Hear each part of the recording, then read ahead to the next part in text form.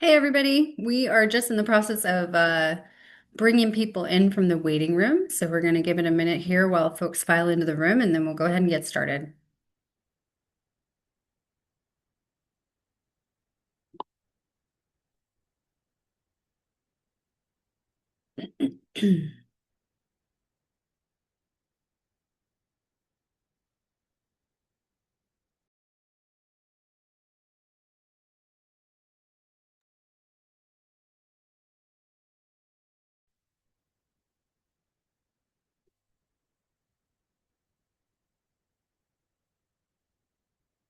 All right. We'll give it one more minute and then go ahead and jump in. Lots of good stuff to cover today, and we're excited to be able to connect with everybody. We definitely want to hopefully leave some space for questions and just conversation and dialogue. I think we always really appreciate that. So, Sammy, let me know if you feel like we have everybody in and we can go ahead and get started. Yeah, I think we're at a good spot. All right. Well, good morning, good afternoon, depending on where you're joining us from. I'm Amanda Pierce Kelly. I'm the CEO of Advocates for Community Health. Really excited to walk through the webinar today and sort of looking at our 2026 priorities and a little bit about ACH and what we're anticipating in the year ahead. And I think to some extent, what I hope we'll see from all of you and how everyone can engage. Just to walk through the agenda briefly, we're going to go through the 2026 federal outlook, including sort of what we think in terms of the policy snapshot, but also it is now an election year, which always brings a really interesting dynamic in terms of what Congress is prepared to get done or at least approach. And so we want to give you guys a picture of what that looks like. And nobody has a crystal ball, but the best we can predict sort of what we may be working with as we head into the election and then potentially what Congress will look like coming out of that. We're going to spend some time after that really going a little deeper into ACH's policy priorities.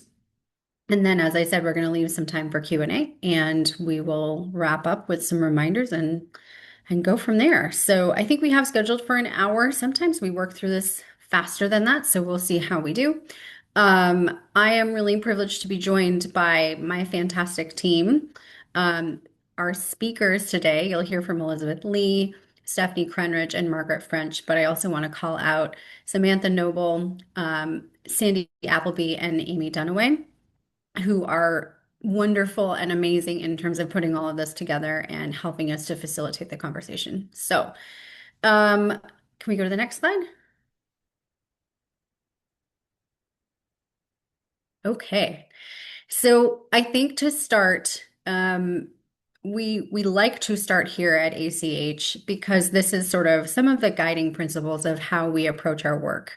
We have always been from inception about being as bold and visionary as we can, but doing so while taking into account the reality, whether that is the political reality or the operational reality, but to be unafraid and to speak the truth in as much as the need really needs to be the driver, and then the vision is what carries us beyond that and into the future. But we're very clear about the approach that we take. As I said, our vision for health centers is bold, and our mission is to advance the health center mission by advocating for bold and meaningful health policy changes. ACH is squarely focused on policy and advocacy. Of course, we are a membership organization, and so we're constantly trying to design and bring programs to our members to respond to their needs and to be as supportive as we can. But fundamentally, we are a policy and advocacy organization. And so the mission, as you can see, represents that. That's where our focus lies and where our work is really centered. Next slide. Just a quick snapshot of sort of where we are at this point in terms of ACH. We're small by design. I think we're actually at 50 members now. We just brought in a new member just in the last week. But you can see we're in 22 states. We've had a 40% growth since we began, or really actually not since we began, but since 2023. And we're over 4 million patients represented at this point. We do have two different categories of membership for those that are interested, and just to sort of put a flag out here. So we have organizational membership. That is for health centers. We have size thresholds. So for health centers that are budgets of 30 million or more, FTE of 300 or more, and then unique patient users of 40,000 or more. That is our organizational membership. We have a second tier of membership for anyone underneath that threshold. So no matter your size or scope, you will fit into one of those two categories. And so if you're interested in learning more about ACH membership, we certainly welcome the conversation always. I would say by far and away, the most important part of membership is alignment. We are really fortunate to have a wonderful network of members who are very much joined and united in the bigger picture, in that vision. um, I like to think of them often as our social entrepreneurs. They constantly amaze me with the approach that they're taking to fulfill mission, but quite frankly, to push beyond that in order to enhance and expand on mission. If this sounds like you and the work that you're doing at your health center, which I imagine many of you do probably fit there, we'd love to chat. ACH is here to serve. Whether you are a member or not, we are always happy to have conversations and to support in any way that we can. So I think we can go on to the next slide. So a couple things to just think about. I think in the context of where we're going, sometimes it's also helpful to look at where we've been. For us, going back to 2021, this just gives you a sort of snapshot of some of the policy highlights that we've seen in the past 5 years or so, but also where we are today. 2025 was a doozy. I'll use that word. It was a heck of a year. Obviously, there was a lot of hardship. I think I would always say mixed in there were some opportunities. I think it also proved health centers' resilience and perseverance in an environment that was pretty difficult. And I think that some of that will continue to persist in 2026, but I'm also really excited about how we can continue to be agile and pursue policies that are going to be really meaningful and supporting health centers and carrying us into the future. So, um, right as we began this year, obviously we had some updates in the 340B rebate model or pilot, excuse me. And then just literally in the last 24 hours, we've seen updates and happenings on health center funding, which we can certainly take as a win. We'll go into that a little bit later in the discussion. But I love that the year is starting that way, and I choose to see that as an indication of where we can go. I think there's a lot more positive in the year ahead. Again, it will not be without its challenges, and I certainly don't want to diminish the environment. But I will give everyone on the call and certainly our ACH members credit that you all are masterful at not just making the best of the situation, but getting creative to persevere. And I think when it comes to policy, that's one of our biggest assets. Where I think it becomes challenging is when we are misunderstood for just always being able to figure it out and not actually needing support and resources. And so I think that comes down to telling the story and the advocacy component of what we do. So let's jump in. I think if we go to the next slide, I'm going to turn it over to Stephanie to guide us through the next few slides and get us started on our 2026 federal outlook. Absolutely. Hi, everybody. So nice to see so many folks on the call today. Excuse my voice, please. I've been a little sick. Next slide, please. So I'm going to go through a couple of these slides and then turn it over to my colleague Margaret. But I'll do this first one. So kind of what we're looking at in the federal policy snapshot. With the Trump administration, kind of what we're looking at them, the administration and Congress sort of and agencies tackling over the next year or so. A lot of focus on drug pricing, a lot of focus on healthcare affordability. So we're seeing conversations continue about the ACA subsidies that are expiring. Republicans in Congress are looking at health savings accounts and short-term plans as ways to address affordability, looking at more price transparency in hospitals and other places, and also digital tools and patient empowerment. So some ways to sort of look at affordability issues. The administration is also focusing on the MAHA agenda, including the HHS reorganization. In Congress, I'm sure you've seen appropriations and public health and Medicare extenders, including the Community Health Center Fund. So we're going to talk about all of the developments there in a little bit. Congress is looking at the ACA subsidies expiration. They're looking at this bipartisan healthcare package that had recently came together, physician payment reform, and November midterm elections. And then for the agencies as well, they're looking at new models at CMMI, nutrition and dietary guidelines. The 340B rebate model is a conversation we know will keep coming up. Implementation of HR1 and Medicaid changes, and implementation of HR1 in terms of health professions and student loan changes. Next slide, please. And I'm now going to turn this over to Margaret, who's going to talk a little bit about sort of the lay of the land, both in policy, in the administration, in Congress, and also with the election coming up. Great, thanks, Stephanie. Yeah, big news this week. On Tuesday, we saw the text of the so-called minibus funding bill dropped in the House of Representatives. So that legislation would fund the Department of Defense, Labor and HHS, THUD, the Transportation Department, and the Housing Department, the Department of Education, and most controversially, the Department of Homeland Security. So this was a big step. This was a bipartisan, bicameral agreement on the text of the bill. That means both chambers and both parties in both chambers all agreed on the text. I am cautiously optimistic that we're going to see a vote on the House floor either Thursday or Friday. We're going to talk about margins in a little bit, but I do want to underscore just because there was an agreement on the text and the bill is written does not necessarily mean it will be passed on the House floor or the Senate floor. So there is still a journey ahead for this legislation, but just getting this agreement, getting the text, especially for HHS, was a real Everest moment. And I think so much work went into it at the member level, at the staff level. Staff were working over the Martin Luther King weekend to ensure that the health extenders and some of the other larger bipartisan health policy agreements were ready to ride with this appropriations package. So what is in the package? Most importantly for folks on this call, there was a funding increase for the Community Health Center Fund.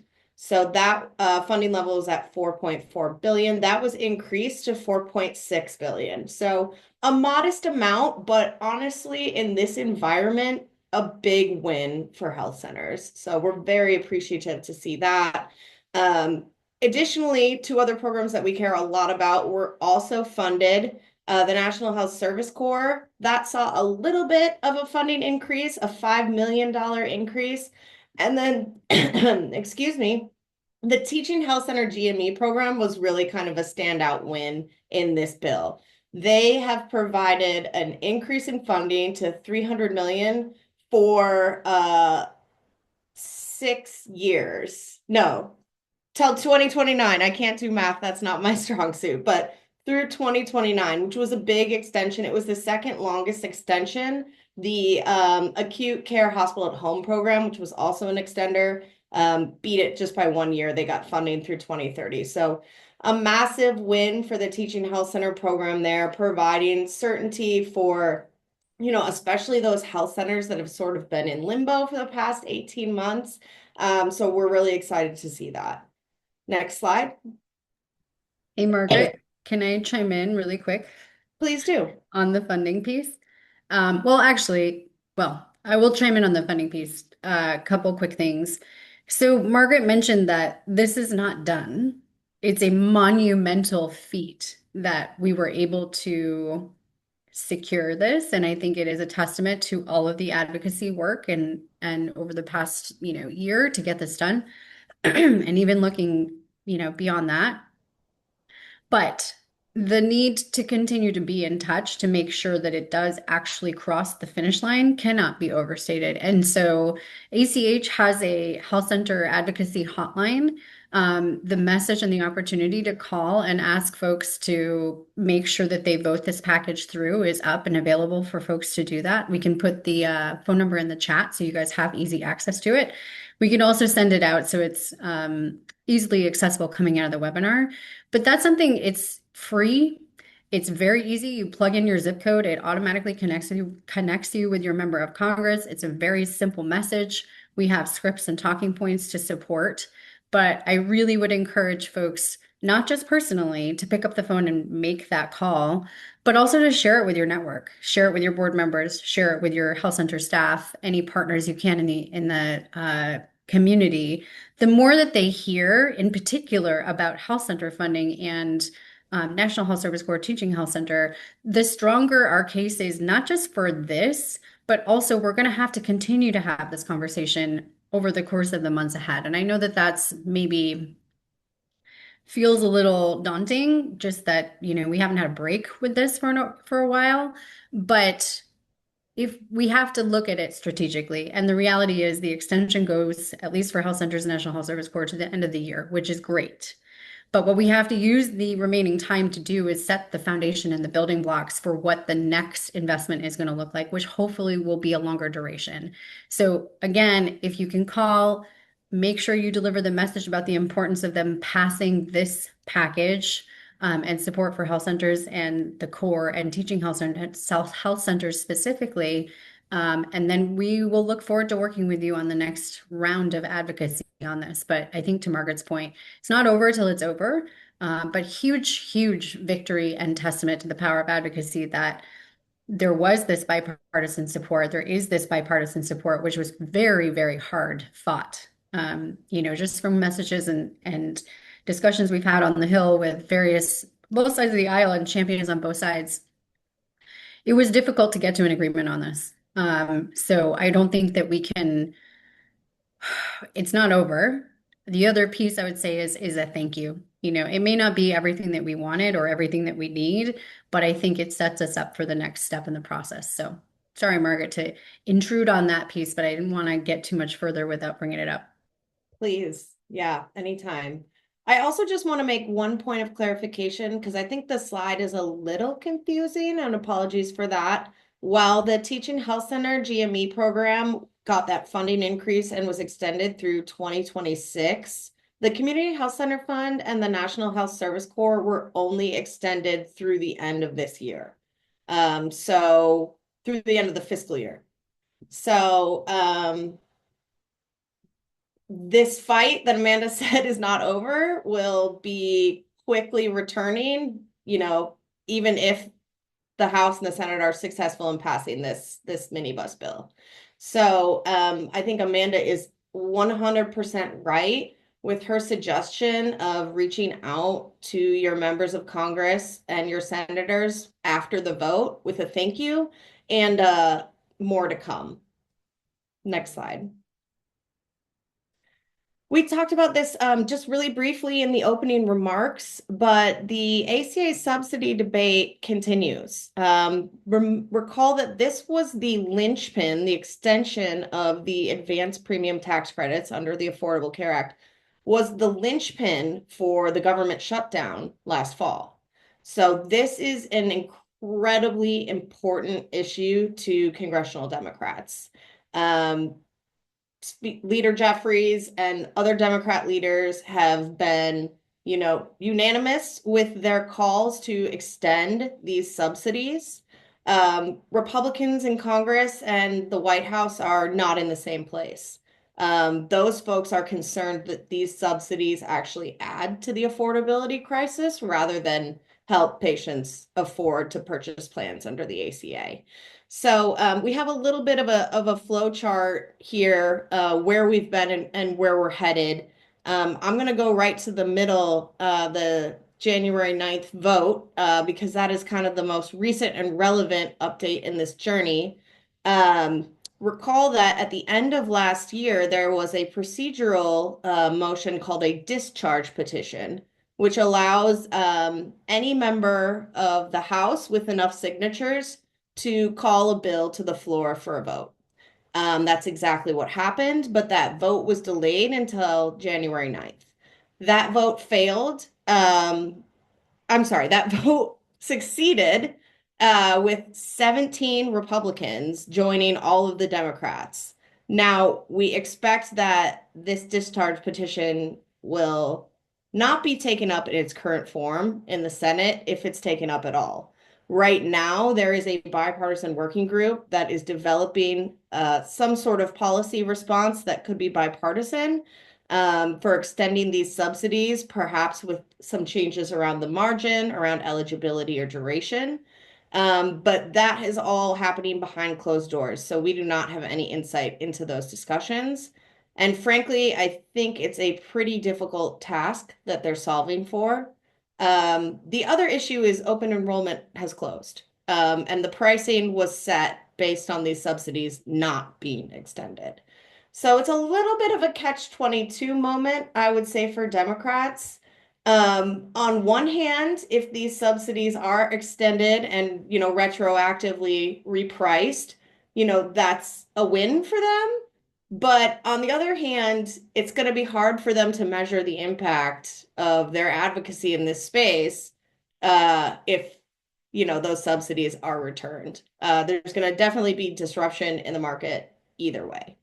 And really, the folks that are impacted are the patients and the communities that you all serve, which is the most frustrating part of politics, and especially this debate currently. Next slide.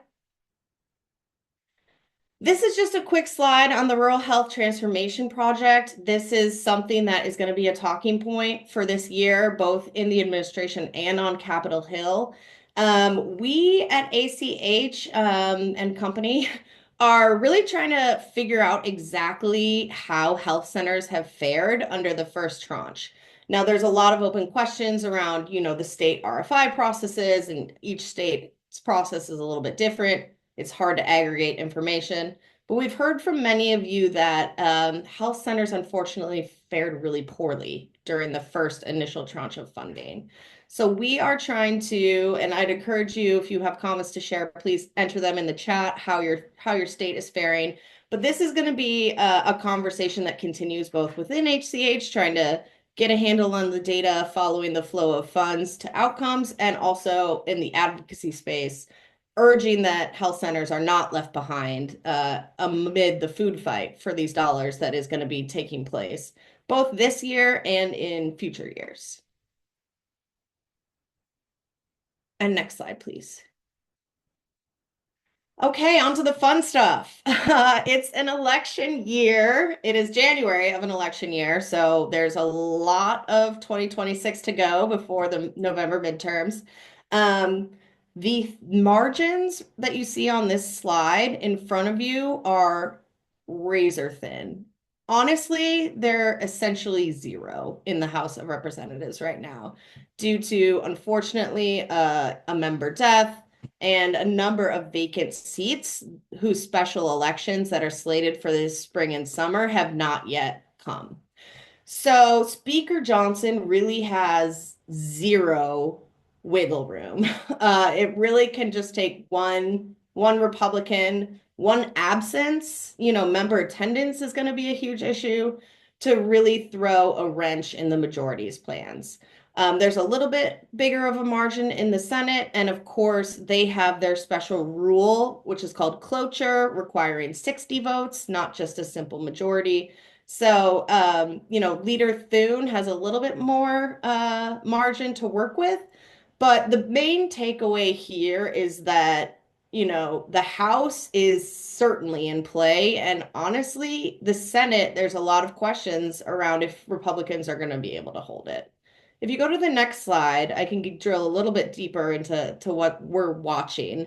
So, the polling changes daily in terms of which seats are competitive, which seats are close, and which seats are safe.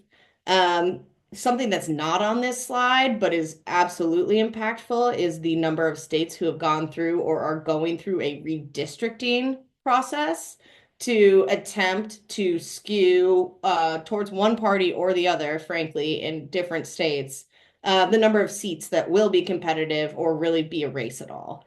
So we are watching closely the impact of that redistricting and polling. As I said, it's January. Polls tend to change a lot and frankly aren't as reliable as they used to be. But nonetheless, they're an important data point that kind of gives us a little bit of a snapshot into what we can expect. In terms of messaging, affordability, I think on both sides is really the word of the season. So what that means in terms of healthcare, housing, public safety, all of those kitchen kind of table issues that we know voters really care about. Next slide. Margaret, can I just chime in with one quick Please thing? do. So I just from the Democrat perspective, so I think it's interesting. I put an article in the chat for those of you that bend in the political nerd direction about kind of the dynamics between the affordability issue that Margaret just mentioned, which will be huge on both sides of the aisle, and then how the MAHA plays in all of it. And I think part of our job is to position ACH, right in the middle of these political conversations, but it'll be really interesting to see kind of how Republicans in tough districts square some of the RFK Maha messaging with the affordability challenges that Margaret mentioned. So just if you're interested in additional reading, I put that in the chat. These next two slides we can breeze through pretty quickly. They're really more of a reference material for you. These are from the Cook Political Report, which is one of the best, well-known and respected pollsters in the game. This is their ranking as of last week for the Senate races. Again, it's January. All sorts of things can happen, both on, the global stage, domestically, and everywhere in between. So we might see those light blue, light red, and gray columns movement across those columns. And that's just something that we'll continue to watch. But, if your senator is on the toss-up list or the lean list, maybe it's something you want to keep an eye on a little bit extra closely. The next slide is the same from Cook Political Report, but it just details some of the House races where they have those leaning. Notice that they have two toss-up categories on the House side, and that's because these races tend to have a much smaller pool of voters and tend to swing quite wildly from initial polling. So I think in the House, you'll see a number of more surprising races in November than you'll see on the Senate side. Hey, Next slide, Margaret, can I chime in really please quick? do. Um, so a couple flags. If any of you happen to be in these districts, please make sure that you're leaning in. Make sure that you're connecting not just with the sitting member of Congress, but with candidates and just doing education. I think developing the relationships across the board. But your district, if you're on one of these lists, your district is going to be really important in terms of shifting the direction and the majority one way or the other. That being said, this is helpful in terms of gauging our outlook going forward, but something else that I just really want to put a finer point on for the next year when we think about 26 and this just being an election year. Everyone, no matter the district that you're in, having those conversations, sitting with your existing members, and meeting with candidates, bringing them to the health center, doing tours, doing that education is vitally important. And I know many of you on the call have been doing this for years and years, and you're pros at this. But I know we also have some folks that are newer and who maybe haven't had as much experience with this. And so would just encourage you guys to please step forward in doing all of that yourselves. But also, if you have colleagues that are newer to the process, think about, is there a way to do something together, or are there ways to just even converse about the approach that you're taking collectively so that we all together are really doing our work in terms of that outreach? Um, it takes time. It's like any relationship. And so I think we saw it in the election in the fall. There's going to be some surprises. And so I think if we don't cover our bases in terms of developing relationships with candidates who maybe otherwise might not be likely to succeed, the bottom line is you never know, number one, but also by virtue of running for office, they have an agenda. They're trying to get something done. So even if they're not successful, they're going to continue to participate in the process and with the party and with policy. And so developing that relationship can only be valuable no matter the outcome of what the election actually ends up looking like. But For those of you if you happen to come from any of these key districts, if we can be helpful, even in terms of, a strategy that's localized in terms of what we can do to support you in developing those relationships, we're happy to. But they're going to be really important. Frankly, every district will be, and that civic engagement and relationship development is going to be vital. I couldn't agree more. And the last point I'll make before we move off the elections is more of a policy point. We've been talking a little bit more political in terms of who's where, but there was a reason that I put that margin slide right before the election slides. And that's because election years always have a chilling effect on the activity coming out of both chambers of Congress. It's sort of an oxymoron because you would think they would want things to run on, but honestly, the closer you get to the election, the less big legislative products occur. This year is especially unique given all the flurry of activity that's happening this month before the 30th federal cliff deadline. Um, I'm not sure how much more healthcare policy we're really honestly going to see out of Congress for the remainder of the year. The committees will still be active. They're still going to be doing work, for example, around physician pay in the House of Representatives and other healthcare related issues. But in terms of actual legislating, we don't expect to see much, if anything, after the first quarter. And now I'm going to stop talking and we're going to move on to the next section. Thank you for indulging me. I'm going to turn it over to Stephanie. Okay, great. And I'm just going to talk through our advocacy agenda for the year. Thank you so much. So we have our top 5 policy issues that we're going to be working on. I'm going to talk through a little bit. This isn't exhaustive. We work on a lot of stuff, but these are our main priorities. And our number one main priority is the 340B program and reforming the 340B program, protecting the program from things like rebate models. Also community health center funding, ensuring that health centers have the resources they need to serve their patients. Workforce needs, ensuring health centers have the workforce they need. Protecting the Medicaid program, ensuring that patients can access the Medicaid program and that health centers can continue to take people with Medicaid and that we're protecting it for people to be able to use. Value-based care and advanced payment models, also a really big deal. I'm going to talk about all these issues kind of moving forward here in the policy agenda. And our emerging issues category is things like infrastructure resilience. So that's everything from preparing for the next natural disaster or, guarding against cybersecurity issues. And then we have something, also we focus a lot on innovation. So that's AI, that's different kind of technological tools that health centers can use to serve patients, and also just ensuring access to healthcare for everybody. So next slide. So I'm going to talk a little bit now about the state of play of health center funding, which I know we've covered a bunch already, so I'm not going to belabor this too much.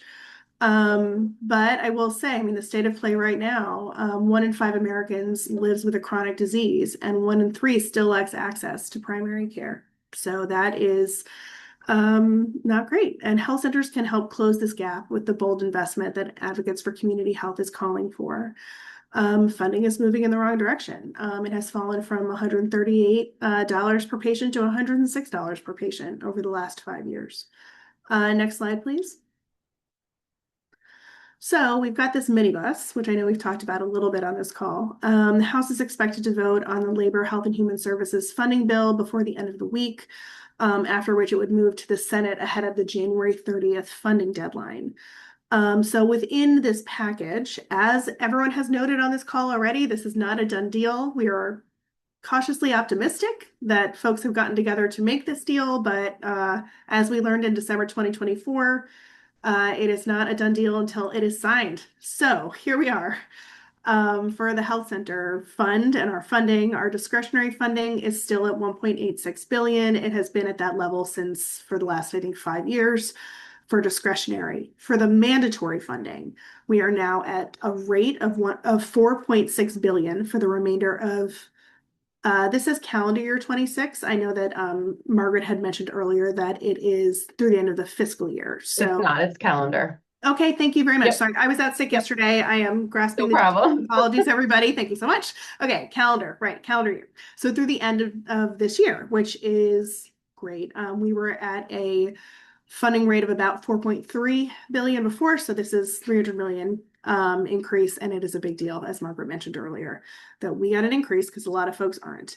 National Health Service Corps is looking at 130 million for fiscal year 26. And for mandatory funding, 350 million for the remainder of calendar year 26.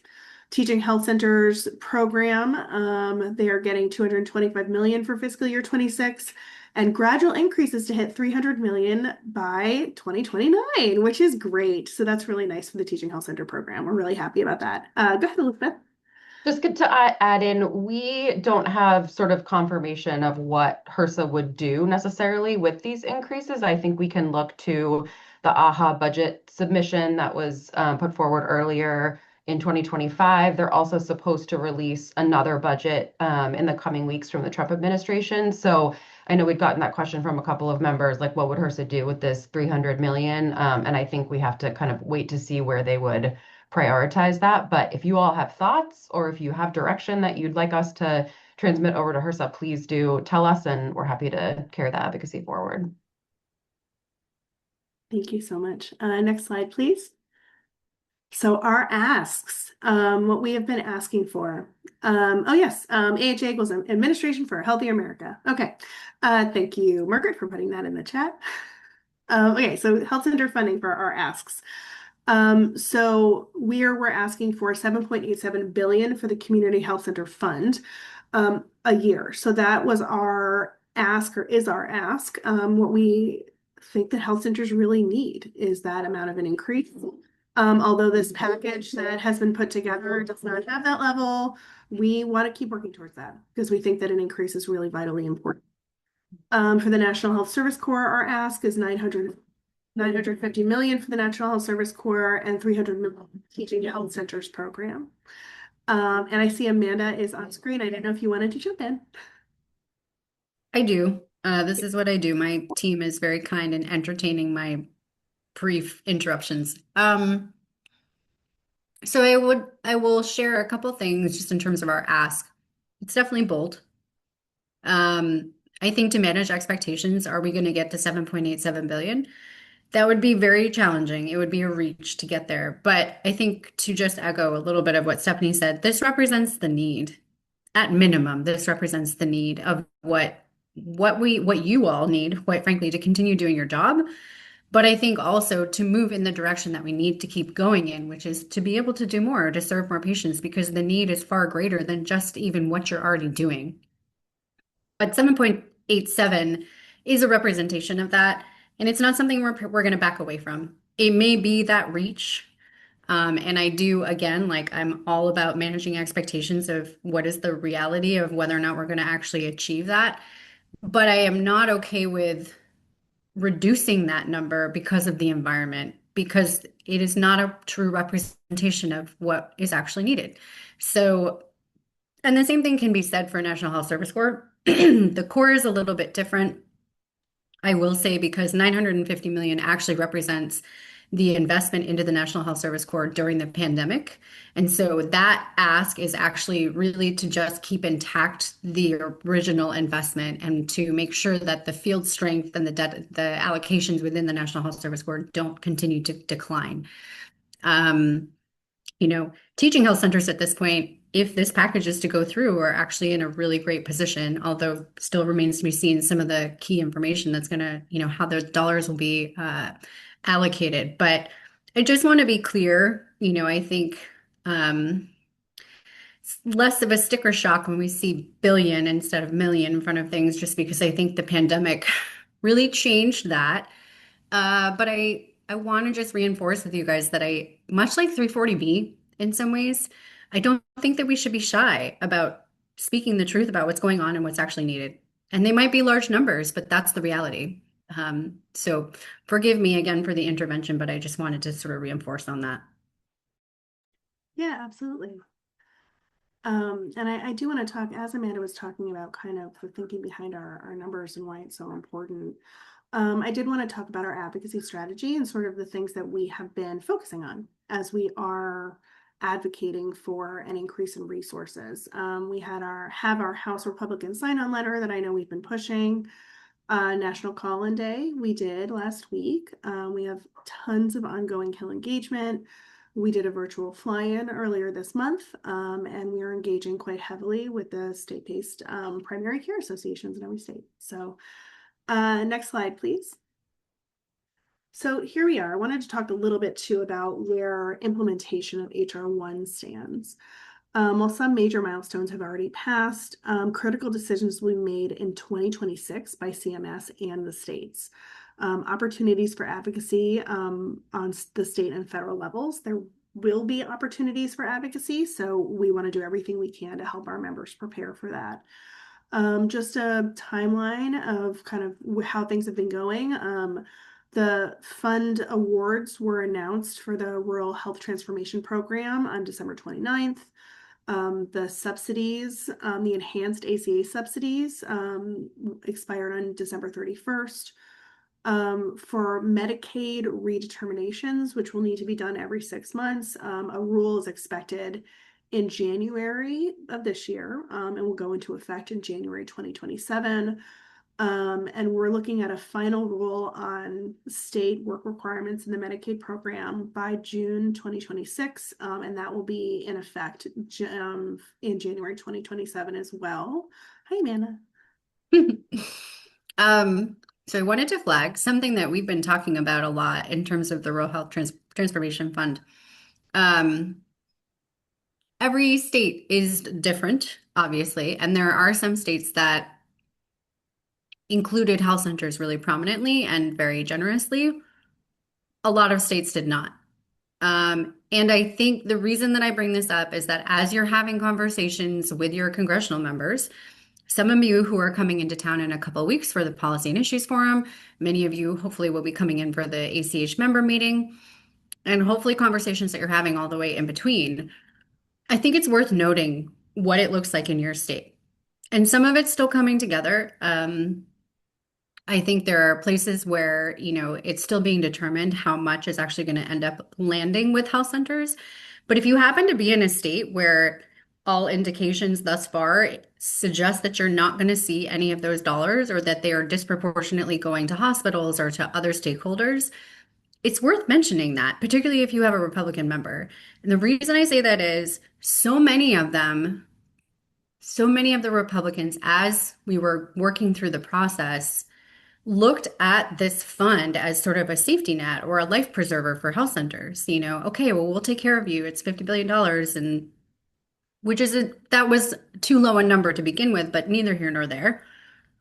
But if in fact, now that we know the funds have gone out and they haven't actually gone to health centers, it is a very important discussion to have to say, hey, look, we know and we're appreciative that the intention with those funds was to be able to help health centers and support some of our work.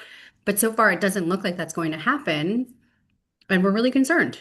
And then painting the picture of what your financial scenario looks like, particularly as we get further along into implementation for HR 1. So again, it's going to look different in every state.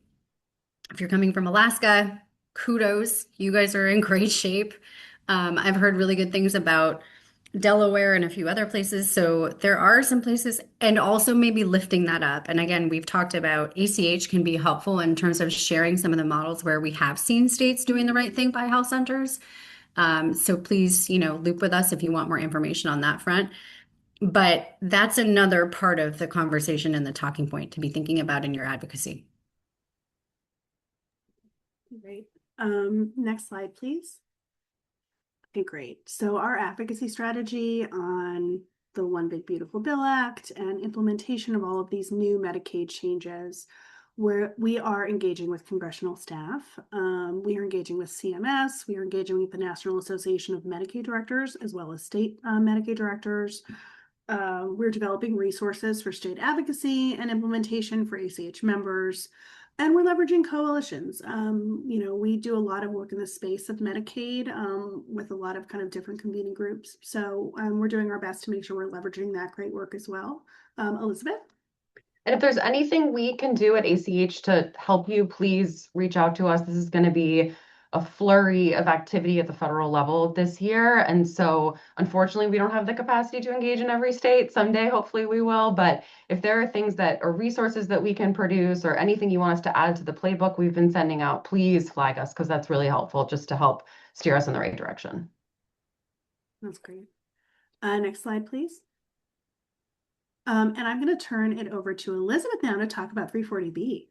Yes. And I know we're running up a little bit on time, so if you guys have questions, please raise your hand, interrupt me, or put them in the chat. So I think everybody's up to speed on the rebate model. It is currently paused.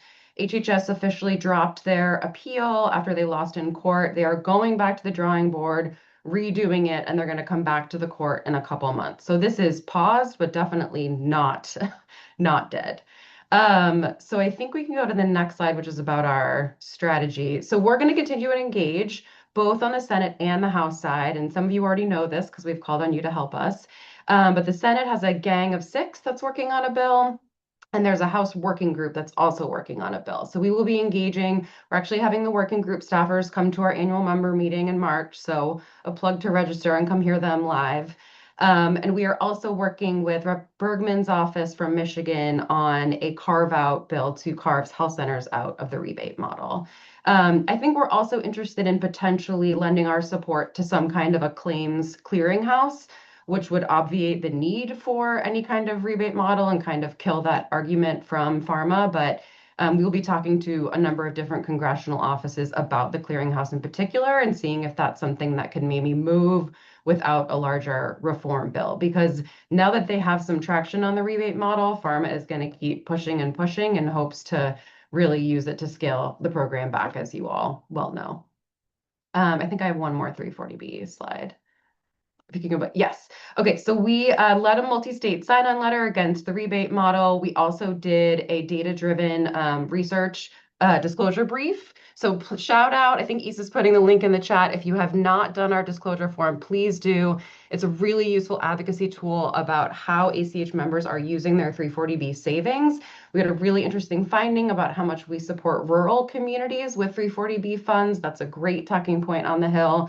So we're going to keep bugging you to fill out that form until you all do it. And we're going to use that to continue to do Hill and administration engagement. We're really the only national association talking about increased transparency and pledging increased transparency in exchange for some stability for the program. So we're excited to kind of walk the walk or walk the talk or whatever you say. And our amazing comms team at ACH is doing regular media outreach to all the reporters in DC that cover 340B. So you will continue to hear from us about this, and a special shout out to our 340B subcommittee, which is a huge help to us in our advocacy. You can go to the next slide. I think it is advanced payment reform. So December was a Christmas present of all of the new CMMI models. There were 4, I think there were more than 4, but 4 that specifically are open to community health centers. Molly Grady leads the advocacy around this, so she can talk more about the specific models. We are also working on a response to a bipartisan RFA on physician payment reform, thanks to those of you that reviewed that. That's one of the few things Margaret mentioned. There's going to be a couple of health policy kind of open items this year. That's one of them. So I think it's an opportunity for us to engage on Medicare payment reform as it happens inside of community health centers. I think you can go to the next slide.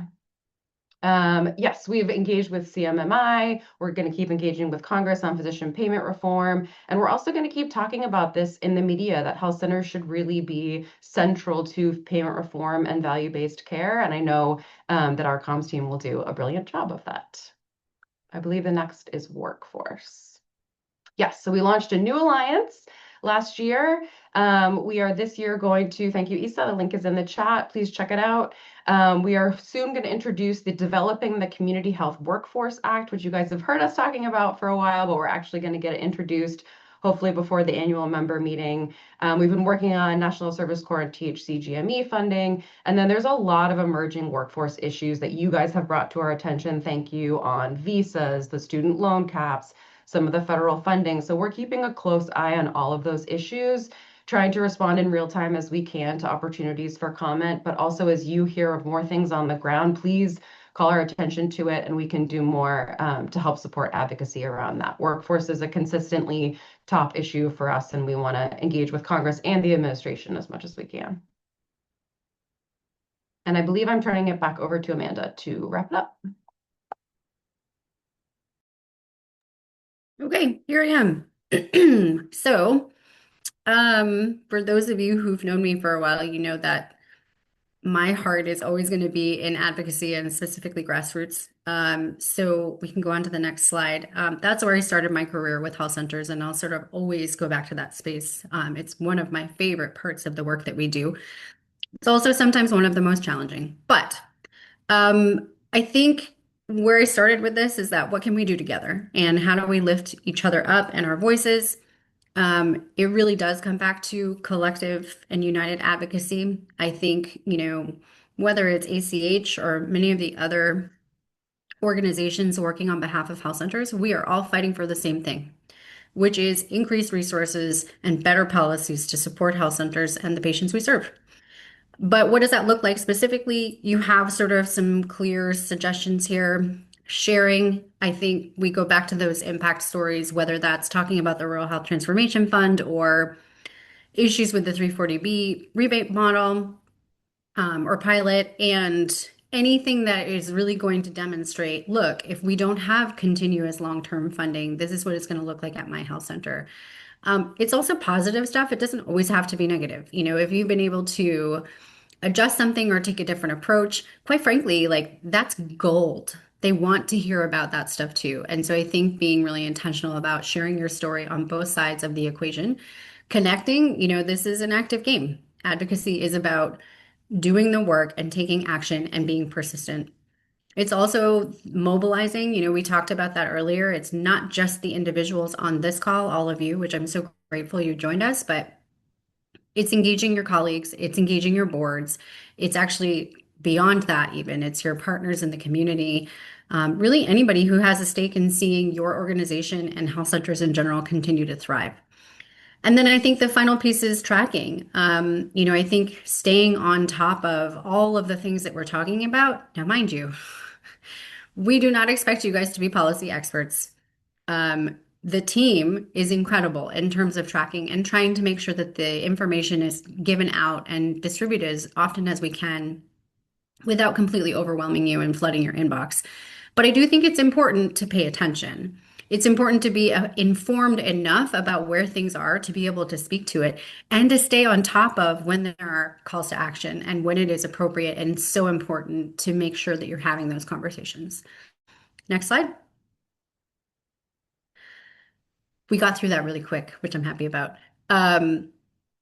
I will just put in one more plug for the toll-free health center advocacy hotline. Isa put the link in the chat earlier, so you can access the landing page for the phone number, but also for the script and the talking points. Please, please, please make your call. Share that with as many folks as you can. Hopefully, as Margaret said, we'll see a vote go through tomorrow or Friday. Once that's done, we can take a breath. But there's going to be work to do pretty immediately following that. But it's just an easy way to take action right now. And I think we can use the last couple of minutes here to just take some questions, or respond to any flags. If you guys want to enter that into the chat, we can take those up. And while folks are putting their questions in the chat, just a late breaking update. I just got a whip alert from Mr. Emmer, Congressman Emmer, on the House side, that they are intending to vote this week, but they have peeled the Homeland Security portion of the bill off. So that actually is really good news for us. That was the most controversial piece, as I mentioned earlier, of the funding package that's going to be voted on. So the fact that they're voting on that separately is really important for the trajectory of the rest of the bills. I would take that as a signal also that they're working really hard to see this through. They're really, really trying hard to keep everything intact. And so going back to what is the message? it is please make sure you vote yes to get this done. And also, thank you for all of the work that's gone into getting this done. So, Perinda, it's a really good question. Is there any risk of a presidential veto? Yeah, I can I chime in agree. there. We have not heard any such signaling from the White House. Actually, in the reverse, I had heard that OLA was working really closely with the negotiators over the weekend. So I do not believe there is a risk of a presidential veto at this time. But, you know, the president's in Davos right now. Like what happens between today and tomorrow could affect that. But no, I think it's a pretty low risk for a veto. It's a very valid question, though, Perinda, and I think we all suffer from some PTSD from the last 12 months for sure. But so far, I think, we're feeling pretty good about it. Got another question. We're thinking there's going to be a vote, Sue, sometime probably tomorrow, Friday, maybe stretch into the weekend, but I think they're trying to move this forward Yeah, soon. and the Senate is actually in recess this week, so they are out, but they are coming back next week and they will be voting on appropriations. Yeah. So next week in the Senate, And assuming again everything goes to plan. yeah. And you're right, Brenda. I mean, yeah, volatile is not even the tip of the iceberg in terms of what we've seen up to this point. But, I think again, um, I guess maybe we're getting down on time, but I would just say the interesting thing about where we are, we can go back to December of 2024. That's where this package originated, all the way back in 2024. And to Perinda's point, it got torpedoed, at the 11th hour and 49 minutes. But the reality is it didn't die entirely. They came back to it. There are policies that were implemented between December 2024 and today, but the things that they didn't get done, they brought it back together, and I think the monumental work that went into getting there in December of 2024, many of those same people came back around the table to say, all right, how do we get this done? And I think from an advocacy perspective, it gives me such hope and affirmation of like, this works. When you do the work, when you do the advocacy, it works. Sometimes it does not happen on the timeline that we want to see it, but it does work. Just like anything else, it's worth doing. Just takes time. So, any other questions? All right. Well, we'll give you guys 2 minutes back. I will just say thank you again to all of you for joining us. Very grateful for all of the incredible work you're doing on the ground in the community. And we are here if you need anything or you have questions coming out of this. And otherwise, we look forward to being in touch with updates and more advocacy work to come. And hope everybody enjoys the rest of the day. Thanks so much.